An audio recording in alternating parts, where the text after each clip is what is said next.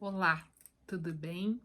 Seja muito bem-vinda a este conteúdo, a este vídeo, a esta oportunidade, a este momento que é muito especial.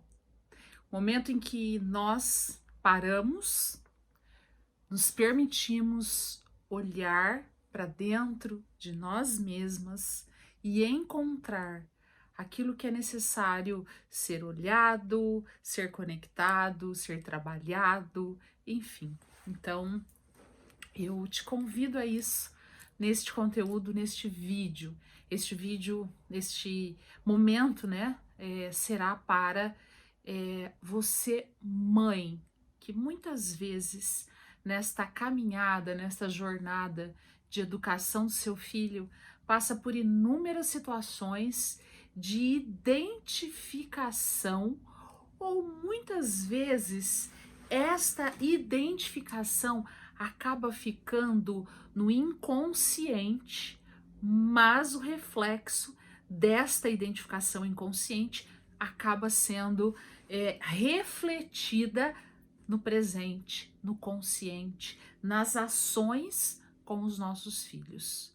Na verdade, os nossos filhos, eles são um espelho para nós.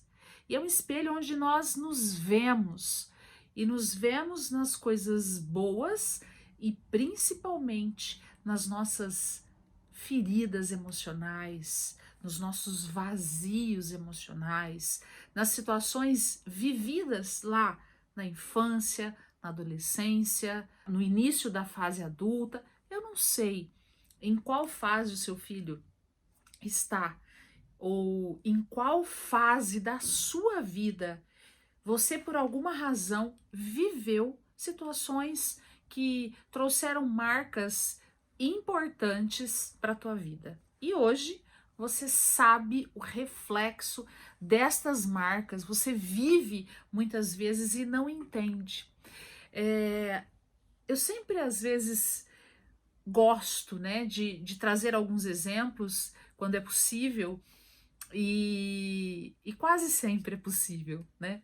Mas uma coisa importante de nós pensarmos aqui, trazermos para o nosso momento, para o nosso contexto aqui do nosso vídeo, quantas vezes nós estamos vivendo uma situação com os nossos filhos de birra, uma situação de teimosia, de raiva, de rejeição, de quantas inúmeras situações.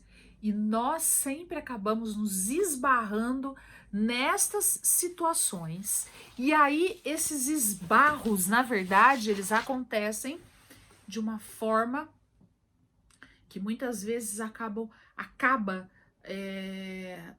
nos trazendo alguns buracos, assim, sabe? Aquela coisa de você não conseguir lidar com a situação, ou então aquela reincidência, né? De sempre estar vivendo o mesmo problema.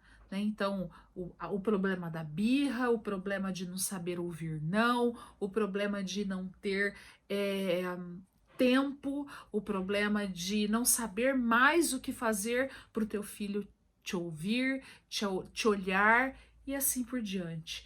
E aí nós ficamos muito focadas no comportamento do nosso filho. Ficamos ali, né, paralisadas, não é? Em muitas situações acaba até, vamos dizer assim, sendo mais do que focadas. Nós focamos tanto, talvez ali num comportamento, que nós ficamos paralisadas naquela situação. E isso traz para gente um dado muito importante. Quando nós, durante o processo de educação dos nossos filhos, nós nos esbarramos em situações, muitas vezes, em que nós paramos e falamos assim: nossa, eu não sei mais o que fazer para o meu filho me obedecer. Eu não sei mais o que fazer para o meu filho me escutar. Eu sempre falo, mas ele nunca me escuta. Eu já não sei mais o que fazer.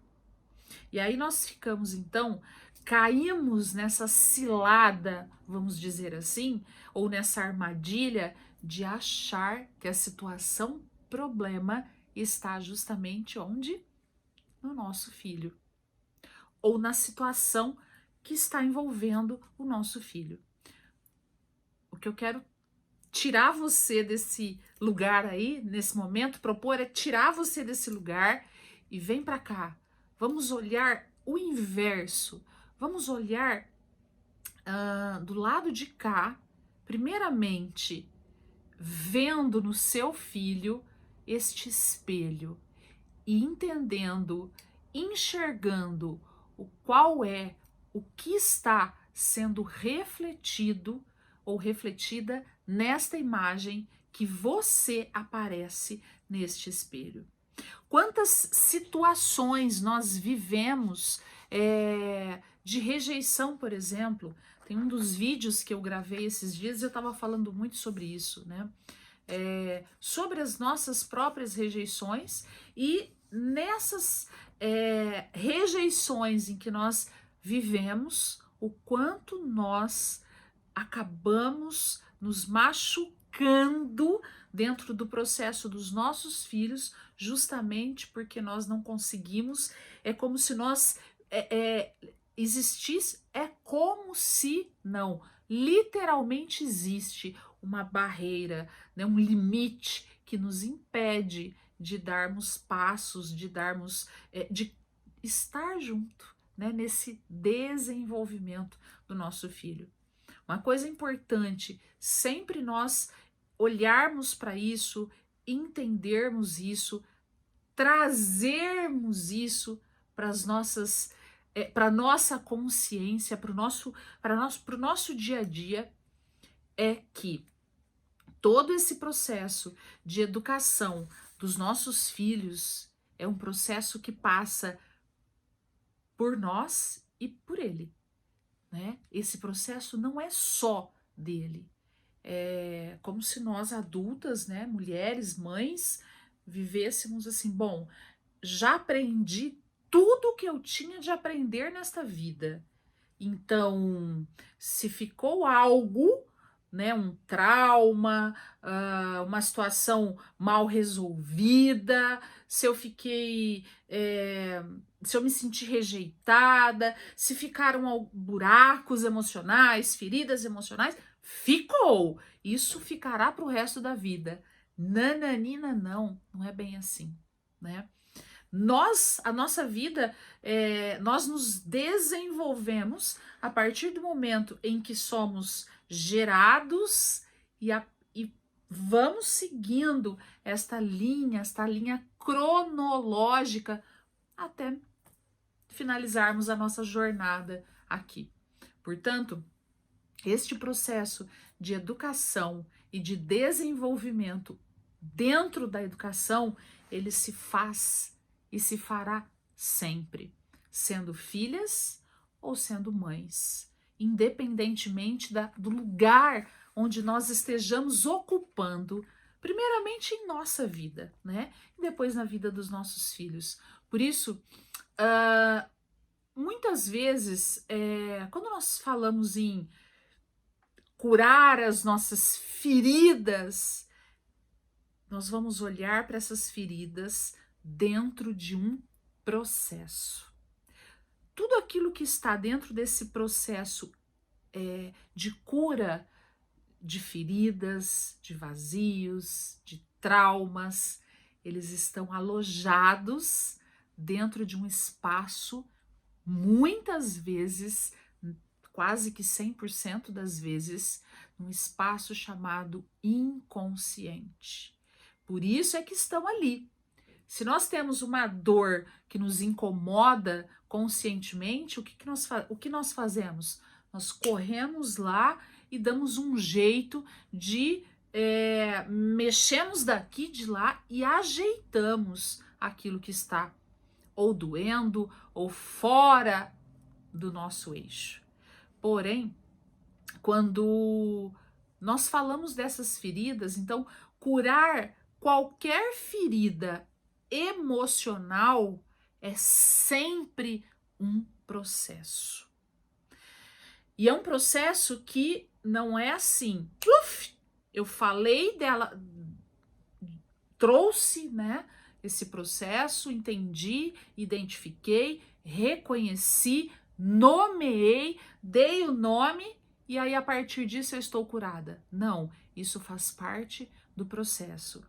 Quando nós muitas vezes achamos que estamos curadas de X situação emocional ou X trauma, muitas vezes nos deparamos com novas situações que nos traz outras experiências e nos colocam à prova. Isso é, de fato, olharmos para a vida com uma mentalidade adulta, responsável por aquilo que nós somos, por aquilo que você, por aquilo que eu sou, né? Não existe, não há fórmulas mágicas, como eu já disse aqui inúmeras vezes, e direi quantas outras, e enfim, né? Em tantas outras, não existem fórmulas mágicas e nem dias certos para que essas questões e todas essas coisas aconteçam na nossa vida, dentro da nossa vida, nos espaços da nossa vida, nos processos da nossa vida. Nós não sabemos o dia nem a hora que vamos de repente nos deparar com uma situação X ou Y e que dispara em nós, nos coloca literalmente à prova, né? Alguma experiência que nos coloca à prova. Ou seja, se de repente passamos por isso e conseguimos sair disso, ok, tranquilamente, ótimo. Mas se não, é porque ainda nós precisamos olhar para isso e entender isso de uma forma mais próxima, mais pertinho, mais, vamos dizer assim, que seja mais, esse mais pertinho, talvez seja mais próximo no sentido de, peraí, deixa eu entender o que acontece aqui.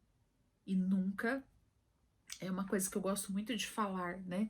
Sempre que nós temos talvez alguma dificuldade ou alguma dor, a única coisa que nós nunca devemos fazer, e se é algo que nós temos o hábito de fazer, que nós comecemos a treinar para não ter mais este hábito, que é de fato a culpa. Quantas vezes a gente traz essa culpa para as nossas ações e isso serve para quê?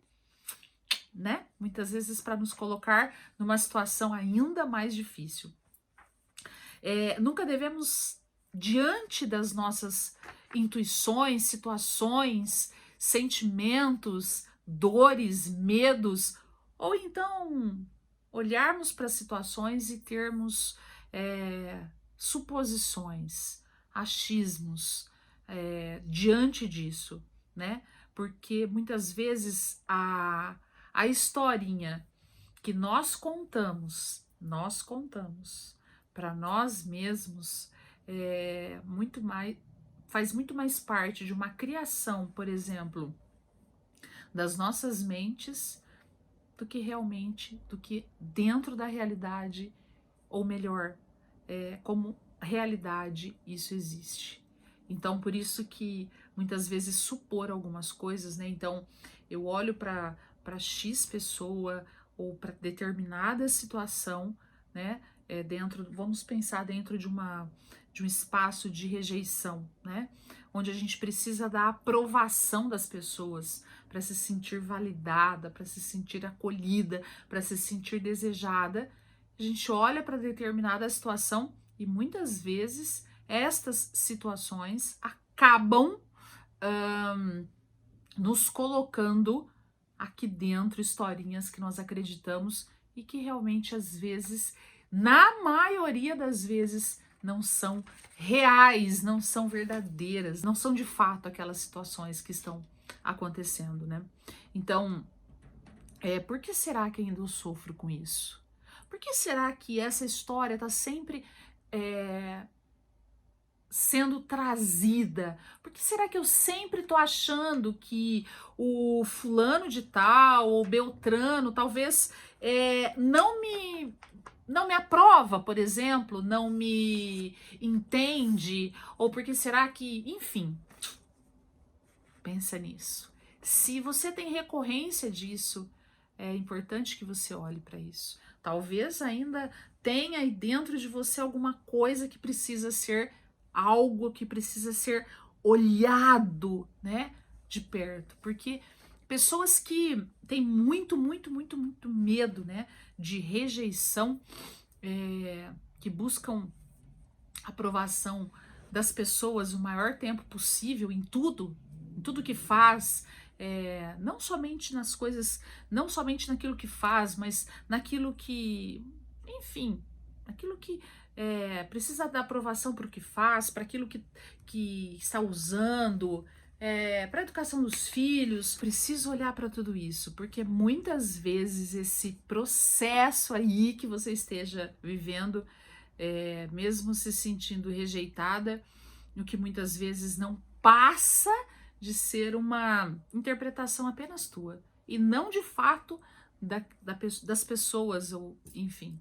É preciso então que você olhe para isso, porque nós podemos também cair numa grande armadilha de exagerarmos numa simpatia ou numa corresponder, né, de uma forma exageradamente simpática.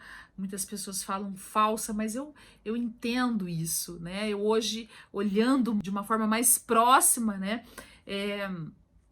eu consigo entender que isso não existe, não é uma falsidade, mas é de fato uma forma de ser aprovada, né? Uma forma de você ter a aprovação das pessoas. Então, muitas vezes acaba sendo exagerando, né, nessa simpatia, tentando agradar as pessoas a qualquer preço, a qualquer custo, né?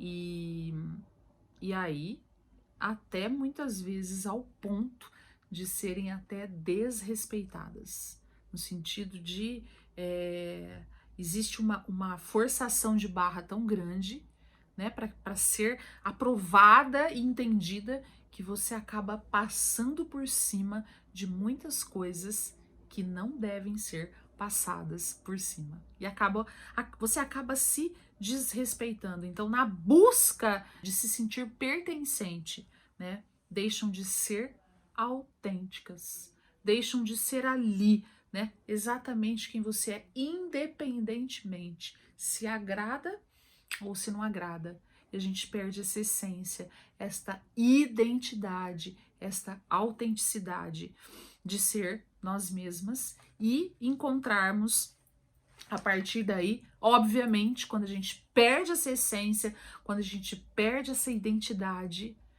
para agradar alguém, naquele momento parece que a gente está sendo ou fazendo a coisa mais certa do mundo. E depois nós nos sentimos extremamente com um buraco, com um vazio existencial, justamente porque nós estamos desconectadas de quem nós somos. Então o preço é muito alto quando nós queremos que o outro, ou que a outra, ou que as outras pessoas nos aprovem a qualquer custo. Muitas vezes nós, para pagar esse, entre aspas, tá? Esse boleto, nos convertemos, nos transformamos de fato, né? Em versões extremamente exageradas e desconfiguradas. Você conhece alguém que passa por isso? Eu confesso a você que eu já vivi isso na minha vida, particularmente, né? Tô falando disso até por conta dessa experiência, e eu quero trazer isso para você aqui, até para a gente poder validar um pouco disso, né? Eu já contei isso em alguns momentos, e olha que interessante, eu me sinto extremamente, ah, eu não sei dizer para você se é rejeitada, em alguns momentos eu me vejo rejeitada, assim, me sinto rejeitada. Em outros momentos é exatamente esse vazio existencial, emocional que fica aqui dentro de mim. Quando eu tenho que viver, quando eu tenho que passar por alguma situação que envolva, né, a parte da minha saúde, né? E isso independentemente de ser ou de estar com quem quer que seja, né? Pode ser com as minhas filhas, pode ser com minha mãe. E quantas vezes eu pioro, mas pioro assim, muito essa situação, quando eu nego isso e tento ser aquilo que eu não sou. No caso, nesse quesito, corajosa. Não tenho a menor vergonha de dizer isso para você. Não tenho vergonha. Quantas vezes eu preciso acreditar numa historinha que eu conto para mim mesma, que eu tenho coragem para enfrentar situações. A semana passada eu passei por uma situação extremamente complexa, né? Eu tive que fazer um exame e agora, por conta dessa situação que nós estamos vivendo do Covid, eu sabia que, por exemplo, não podia levar, né? Não podia levar ninguém comigo e tinha uma possibilidade.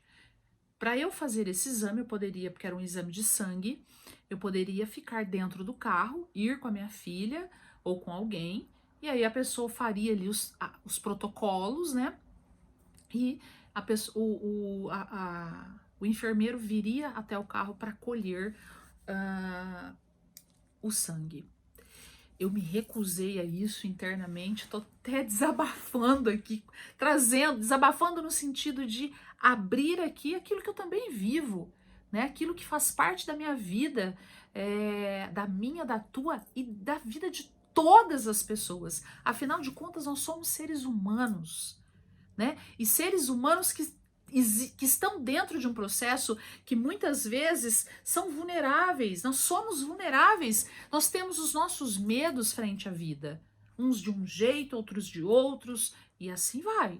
E olha que isso tudo eu venho trabalhando há muito tempo, esse processo de autoconhecimento frente às situações de medo, onde dentro destes medos eu já entendi que esse medo, ele é um medo que me remete à falta de controle e à rejeição. A rejeição justamente por não dar conta de tudo, não conseguir controlar tudo. E aí eu não quis pedir para minha filha ir comigo, porque eu falei, não, eu tenho que dar conta disso, afinal de contas, se eu mostrar esta fragilidade, né, eu não posso mostrar, na verdade, esta fragilidade. E eu fui. Como eu estava sozinha, eu tinha de descer, eu tinha de entrar, eu tinha que fazer tudo. Gente, quando eu cheguei de frente à moça que fazia ali, que faz, né, que tira o sangue, a enfermeira, ela disse assim para mim, você desmaia? Eu disse não. Ela falou, você se sente mal, a sua pressão cai? Falei, não. Tem certeza? Não. Gente, e eu já desmaiei, e eu já passei mal. Ou seja, percebem ali o quanto eu desconfigurei a minha essência, descaracterizei e neguei literalmente as minhas emoções? Quando ela começou a fazer o exame, eu fechei os olhos e falei, bom, se eu faço o quê? Perante ela, que eu disse que, né? E eu faço o que aqui sozinha?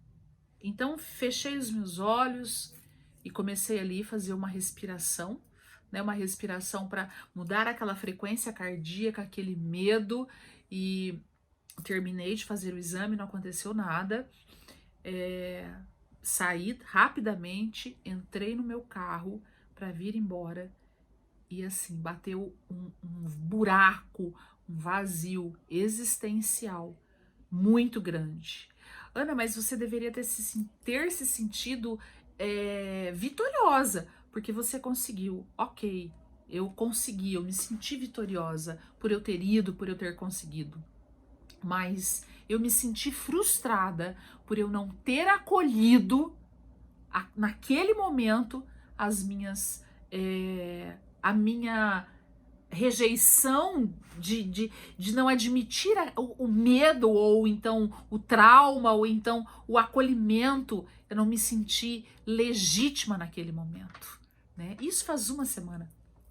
Isso me custou, assim, uns 2 dias para que eu pudesse entender isso e voltar a me conectar de fato com a minha essência e com aquilo que valida, independentemente se é algo que eu preciso encarar e tenho de encarar e posso encarar, e mais do que isso, posso dar conta e tá tudo certo, e posso não dar conta e está tudo certo do mesmo jeito. Afinal de contas, nós somos seres humanos em processo de desenvolvimento humano. E aí, a minha pergunta para você é: muitas vezes eu e você passamos por isso, sentimos isso, vivemos isso, nos frustramos frente a isso e fazemos exatamente o contrário com os nossos filhos, né? Nós queremos que eles muitas vezes pratiquem o tempo todo este acolhimento para que a gente possa, não é? Ou seja, acreditar no nosso valor é reconhecer de fato que o caminho para que possamos estar, né, ou então atrair pessoas para que nos valorizem também é um processo, nos valorizem. E aqui eu falo de um valor, muitas vezes, que tem uma valência positiva e muitas vezes não. Naquele momento, eu queria uma valorização do meu medo, não do medo em si. Não queria que a pessoa valorizasse meu medo, mas uma valorização do meu estado de ter medo. Mas eu não permiti, nem mesmo eu assumir aquele estado de medo. E aí eu nego isso e depois pago um preço alto por isso. Eu trago isso para nós pensarmos, para nós conversarmos, até mesmo para você se possibilitar aí na sua casa, onde você estiver, a pensar sobre isso. O quanto muitas vezes nós ficamos negando muito, né? Nós negamos isso, negamos e sofremos muito, mas assim, se era para sofrer, se era para demorar 10, nós demoramos 100, justamente por falta de acolhimento, né? Então, enquanto não nos tratarmos desta forma acolhedora, passaremos repetidas vezes, né, por situações, por experiências muito duras ou muito difíceis, né? Com pessoas que são apenas espelhos que nós carregamos aqui dentro de nós. Que tal pensar um pouco sobre isso, refletir um pouco sobre isso e a partir daí entrar num processo para virar essa chave e fazer essa história, né, se desenvolver. Que tal? Bom, eu espero que você tenha gostado deste conteúdo, que ele tenha sido útil para você. né? E de alguma forma produz aí dentro de você um acolhimento para com as suas dores. E este acolhimento leve como consequência também um acolhimento para os seus filhos. Que eles se sintam acolhidos por aquilo que são capazes, mas principalmente por aquilo que ainda não são capazes de fazer. O que o seu filho te mostra muitas vezes através do comportamento dele é somente um espelho para você olhar para a sua vida. Beijo no teu coração e até o próximo conteúdo.